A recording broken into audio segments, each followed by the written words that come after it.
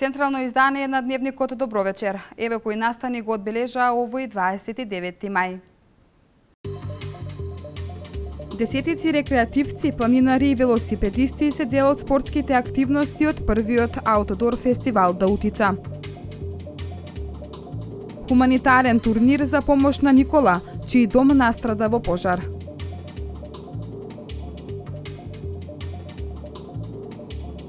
Општинската зграда на локалната самоуправа во Кавадарци мета на вандализам и сквернавење од страна на шарената револуција.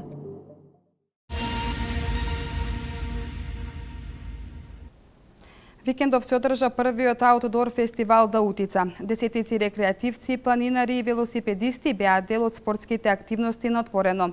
Собирно место беше планинарскиот дом Папрадиште, а екипа на К1 телевизија беше таму. Во Дневникот во 16:30 колешката Катерина Нацијава имаше директно вклучување, па да погледнеме дел од разговорите на учесниците на овој фестивал. Чувството морам да кажам дека е прекрасно, иако беше поприлично напорно да се стигне до тука. Колку време возите? Колку време се занимавате со овој спорт? Па со маунтен байк почнав посериозно да возам некаде од септември 2015, иначе пред тоа возев полесни стази и рекреативно само. Зошто одбравте токму оваа дестинација? Зошто сте овде на оваа манифестација, односно Аутдор фестивал Даутица? Па, затоа што немам многу слободно време, пресудно беше затоа што викенд ми е слободен. И многу сакам да возам маунтен байк, посебно по предели во кои што не сум бил до сега. А околината на Веле стварно има прекрасни предели и за планинарење и за маунтен байк и си викам затоа што не сум бил до сега, сигурно ќе биде прекрасно искуство и стварно е така. Моментално се наоѓаме на надморска височина 2680 метри. До сега имаме извозено околу 2/3 должински или половина тежински од патеката. Сега од тука нагоре не следи најтешкиот дел од патеката, односно најстрмниот, меѓутоа вреди да се искачиме горе бидејќи горе погледот е прекрасен и стигнуваме надморска височина 2100 метри. Од каде што имаме поглед, значи на едната страна према Солонска глава, према планинарскиот дом Чеплес, ја гледаме дел од Пелагонија, гледаме дел према, кога ќе преминеме на другата страна и дел према Македонски Брод и цела Шара.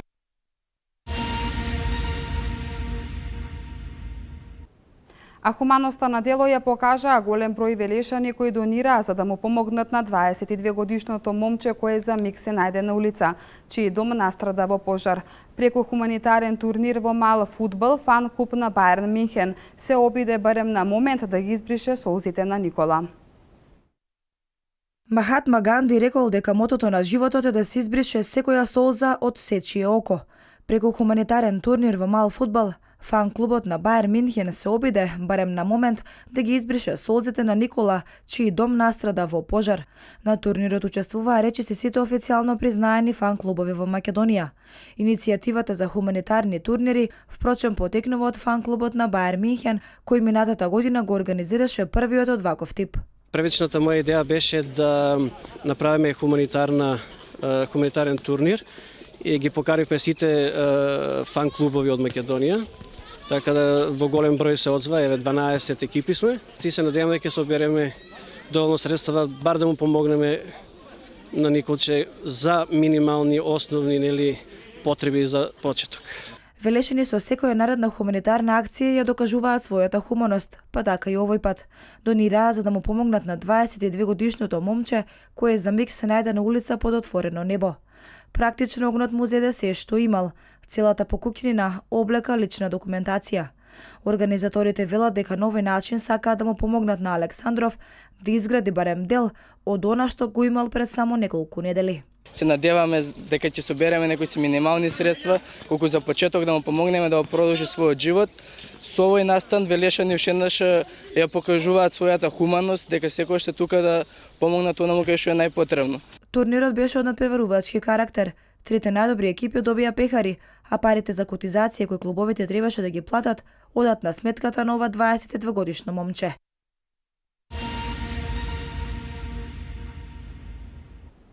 Во 2 часот и 30 минути по полноќ на делот пругата помеѓу Велес и Чашка патнички воз кој сообраќал на релација Скопје-Битола удрил во метален контейнер кој бил поставен од страна на непознати лица од десната страна на пругата во правец на движење на возот. Од ударот моторната гарнитура била оштетена и причината е материјална штета.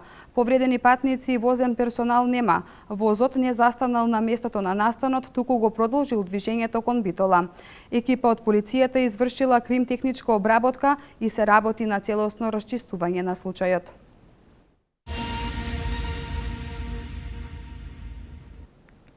Центарот за развој на Вардарски и Плански региони ја изработи стратегијата за иновации. Она што во моментов се чека е прифаќање на истата од страна на градоначалниците на овој регион. Центарот за развој на Вардарски и Плански региони ја изработи стратегијата за иновации.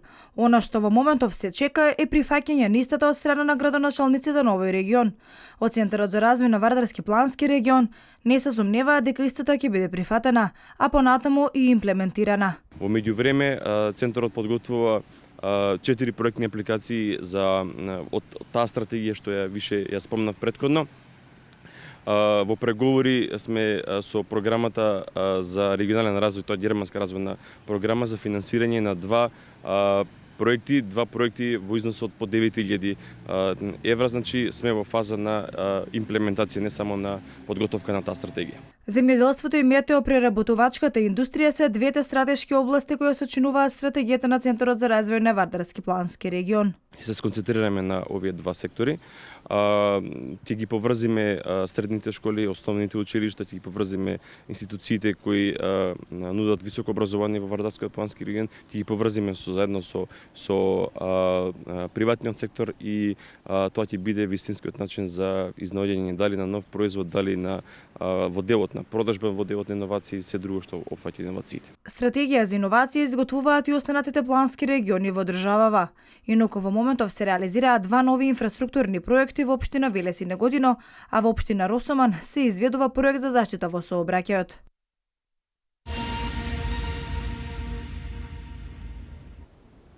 На 52-та седница на Советот на општина Велес на дневен ред е поставен предлог за пренамена на земјиште во класа за домување во стамбени куќи.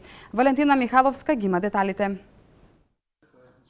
Предлог одлука за утврдување на потреба за пренамена на површина со класа за намена од лесна индустрија во класа за намена домување во стамбени куќи заради усогласување на намената на бесправните објекти изградени во катастарска општина Башино село е поставена на дневен ред на 52-та седница на Советот на општина Велес. Станува збор за одлуки кои што Советот на општина Велес ги носи врз основа на баратели, жители на нашата општина, кои се во процедура за легализација на нивните бесправно изградени објекти. Ние имаме негде и уште во процедура околу 30 на барања кои што очекуваме да бидат на наредните седници, значи општина Велес и Советот ќе продолжи со истата активност. Согласно Законот за легализација од 2011 година, локалните самоуправи имаат обврска да ги прилагодат урбанистичките планирања согласно ситуацијата на терен. За парцелите кои се наоѓаат во општините, истите се регулираат со општи акти. Во однос на легализацијата, од поднесените 7500 барања, општина Велес досега има завршено околу 3800. Инаку на 52-та седница, покрај другите точки, на дневен ред е и кварталниот извештај за извештајниот период за периодот од 1 јануари до 31 март годинава, како и предлог одлуката за утврдување нацрт детални урбанистички планови.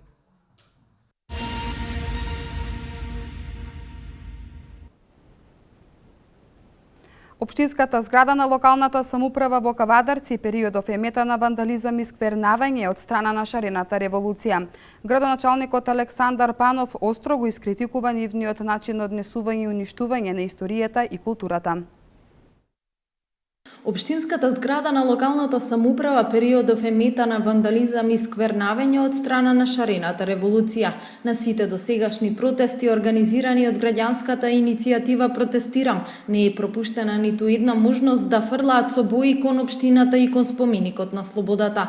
Градоначалникот Александар Панов остро го искритикува нивниот начин на однесување и уништување на историјата и културата. Тоа не е добро што го прават. Има многу поразлични и поефикасни методи да се борите против актуелната власт, отколку да го прават тоа што го прават. Меѓутоа, ако се види составот на многу армолепци од другата страна, на луѓе кои што не фатиле нити пенкало, нити мотика цел живот, и го прават тоа, сосема е разбирливо. Тие не знаат која е маката и нешто да дигнете од темел и да го изградите.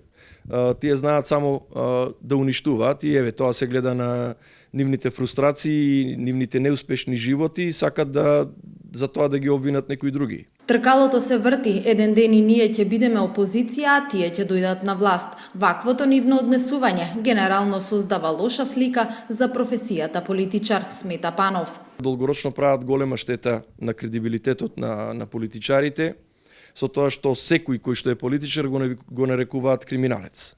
Нормално е дека тие не можат, некој од тие не може да им се налепи таков некој епитет затоа што никогаш не фатиле никаква работа, така да тие се и празно множество, така да на празно множество нема што да му се замери, освен тоа што годините им минуваат и тоа што фрустрациите им се зголемуваат. Оваа фасада е изградена од борците, односно од после револуционерниот период и немаат никакво образложение дека еве шараат нешто што е излишно во Кавадарци. Во Кавадарци во изминатиот период од кога сум градоначалник е градено се според барањата на граѓаните, па дури и според нивни барања. Панов со апел до сите активисти да не се оштетува културното наследство, бидејќи тоа е она што треба да остане за понатамошните генерации, а градот треба да биде чист и убав. И кавадарчани велат дека ова не е единствениот начин на искажување на револтот. Ова е недолична борба на активистите за да ја симнат локалната и централната власт. Зо златен хотел, затен площад да го мацат. Ако сакаш на друг начин има, не на ваков начин. Бари си го правил тоа, жеш да рестауруиш направено. Не го правим. Тоа е, како да речем, душмански, непријателски. Да кршиш, да врваш. Може ли тоа зерно да направиш? Тие да ги казнат, сите да ги казнат или да ги затворат. А не може да биде така. Тоа ни се смеат, странците не се смеат што и да тоа. Не го добро. Што мислите? Дали тоа е вистинскиот начин да го искажат својот револт? Не е вистинскиот начин. Не смеат така да работат, тоа е сето на Македонија и не смеат прекршно да прават. Според законот за јавна чистота, казната изнесува 50 евра или 2 дена општокорисна работа.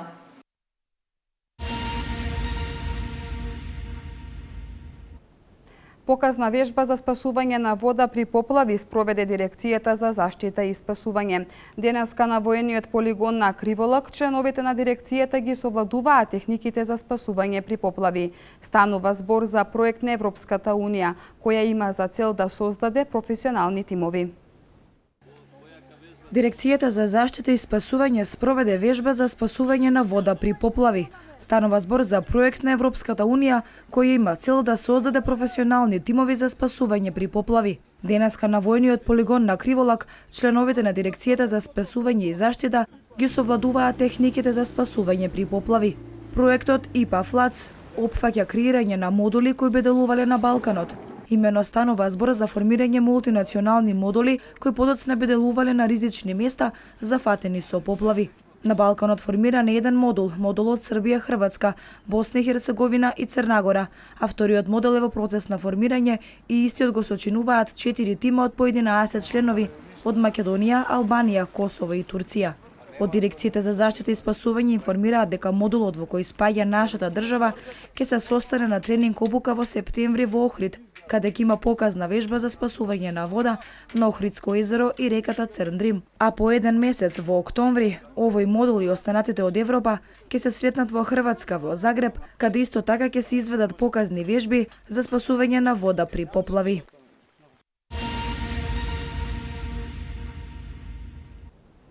Податоците од Институтот за јавно здравје покажуваат дека македонците се почесто се возат со автомобил отколку да пешачат.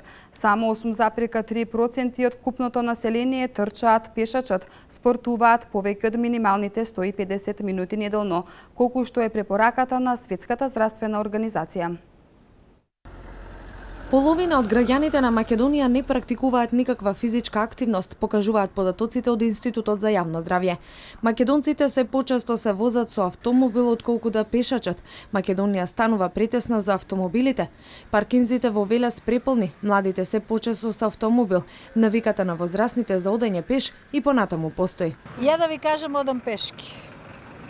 Блиско ми е секаде кај опсегот кај што живеам, кај што работам е пешки, а и основа сакам да одам пешки, затоа што добро е за циркулација, добро е за здравје, добро е за комуникација, за социјализација, ќе се сретнете со луѓе, ќе си направите муабет, така да преферирам пешки одење. Пешки е подобро. Точно е, за пола сат од крај до крај на градот се оди и зошто не се движат, не знам. Дали поевтините возила или брзиот начин на живот е причината што македонците се поретко се движат пеш, но покрај приватните возила, се почесто велешани, ги користат и такси услугите. Поприлично управо. Кој дел од денот најмногу користат такси? Па меѓу 2 и 4. Која популација најмногу се вози? Па нема некое ограничување популацијата, сите се возат. Па попладне највише. У жешкиот период или коврне. Која популација? Младите, постарите, кој најмногу користи такси? Зависи кој време. Користат, добро е. Во кој период од денот најмногу користат? Па нас се веле на работа, ко се враќаат од работа, деца за на школа. Имаме ограничување околу популацијата, по младите или по возрастните се возат со такси? И по старите се возат, сега зависи. Младите за на школа, ако си идат, ко одат, не се оди на млади, они повеќе користат. Само 8,3% од вкупното население трчаат, пешачат, спортуваат повеќе од минималните 150 минути неделно, колку што е препораката на Светската здравствена организација.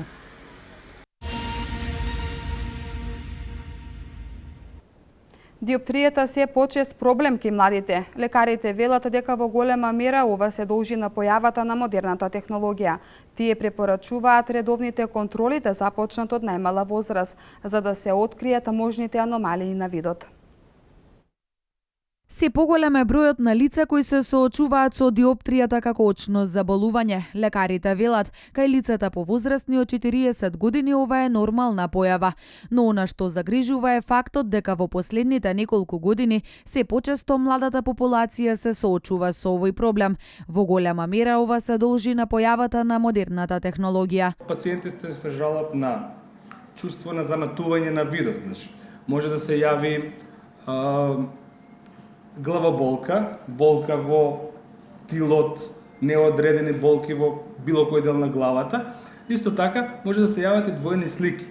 Сето тоа се јавува при долготрајно седење на компјутер, мобилен телефон, гледање на близина, заради заморот на очните мускули. За навремено да се откријат можните аномалии на видот и да се одреди диоптрија, потребно е да се започне со редовни контроли уште од најмала возраст.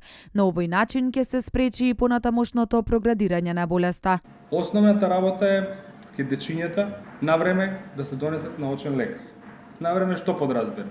Тоа подразбира, например, дека 4 годишна возраст е идеална возраст кога детето може да се прегледа компјутерски неговата диоптрија и да се прегледа видната острина на посебни таблици, значи детето да може да соработува со докторот.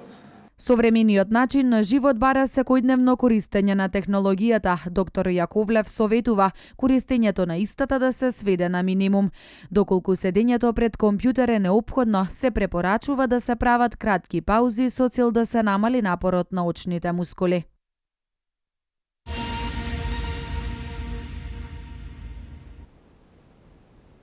Председателот на Република Македонија Ѓорѓе Иванов по учеството на средбата на лидерите на Брдо Бриони процесот што денеска се одржа во Сараево, истакна дека предизвикот со мигрантската криза треба да се менаџира. Македонија добро се снајде, но очекува поддршка. Во продолжение останатите вести од земјава. Председателот на Република Македонија Ѓорѓе Иванов поучества на средбите на лидерите на Брдобриони процесот, што денеска се одржа во Сараево, истакна дека предизвикот со мигрантската криза треба да се менаџира. Македонија добро се снајде, но очекува поддршка. На лидерската средба станало збори за предизвиците со враќањето во регионот на борците од Балканот кои учествуваат во ИСИЛ, на буштата во Сирија и Ирак, а било укажано и на вториот бран бегалци кои од Африка доаѓаат кон Европа. Според него довербата што се стекна при првиот бран мигранти, неопходно е сега да се користи и да се интензивира, особено летните месеци кога се очекуваат големи бранови мигранти од Африка, кои ќе доаѓаат во Македонија. Тоа е предизвик кој нема да заврши во кратки периоди, туку со него се соочуваме долги години, истакна Иванов, додавајќи дека овој форум сериозно се осврнал на тоа прашање. Тој најави дека следниот Брдобриони процес ќе биде во Македонија. Тоа ќе биде можност Македонија да ги изнесе своите искуства, но и сите свои фрустрации од блокадите што ги има досега, рече председателот Ѓорѓе Иванов, кој на лидерската средба меѓу другото ги информирал своите колеги за актуелната ситуација во државата.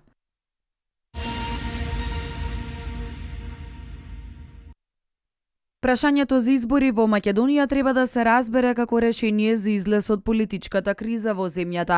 Ова го изјави Даниел Сервер, американски аналитичар и поранешен директор на Институтот за мир во Вашингтон за програмата Гласот на народот на телевизија Сонце.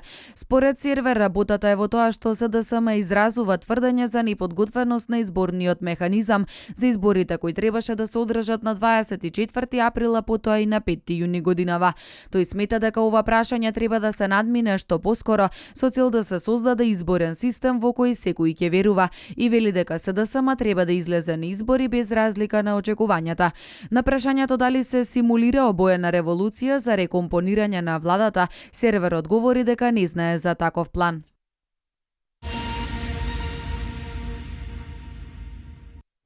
Денеска се одбележаа 100 години од битката кај Верден, една од најкрвавите битки за време на Првата светска војна. Концерти и ноќни клубови можат да бидат на мета на новите терористички напади во Велика Британија. Вести од светот. Францускиот председател Франсоа Оланд и германската канцеларка Ангела Меркел ја одбележија 100 годишнината од битката кај Верден, позната како една од најкрвавите битки за време на Првата светска војна. Двајцата европски лидери ги посетија гробиштата во Констанвоај, мало место во близина на Верден во северниот дел на Франција, каде положија цвеќе за паднатите војници. Францускиот председател Франсоа Оланд истакна дека наследството на Верден треба да представува надеж и мир, спротивставувајќи се на смртта и страдањето кои се случиле во текот на битката. Битката во Верден беше најдолга битка за време Првата светска војна, која траеше 300 дена и предизвика смрт на 140.000 германци и 160.000 французи. Во 1984 година Франција и Германија за прв пат одржаа заедничка церемонија, што представуваше уште еден чекор до подобрување на односите помеѓу двете земји.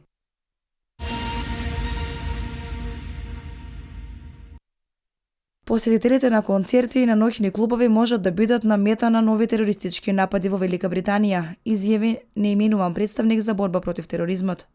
Сите масовни настани, посебно по нападот во Париз, приоритет се за полицијата пред сезоната на фестивали кои се одржуваат во Велика Британија. Тој додаде дека стадионите и концертите поради големата концентрација на луѓе на едно место се посебно ранливи, а музичките фестивали тешко се контролираат и обезбедуваат. На Гластонбери, најголемиот музички фестивал на светот, годинава се очекуваат 135.000 посетители.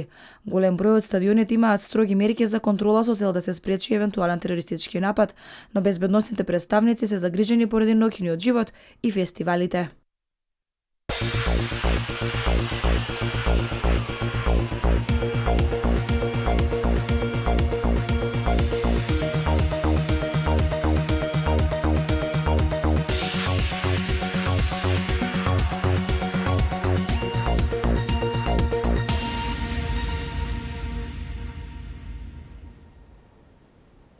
Времето утре сончево и топло со мала облачност. Температурата ќе се движи од 25 до 33 степени. Еве ги деталите.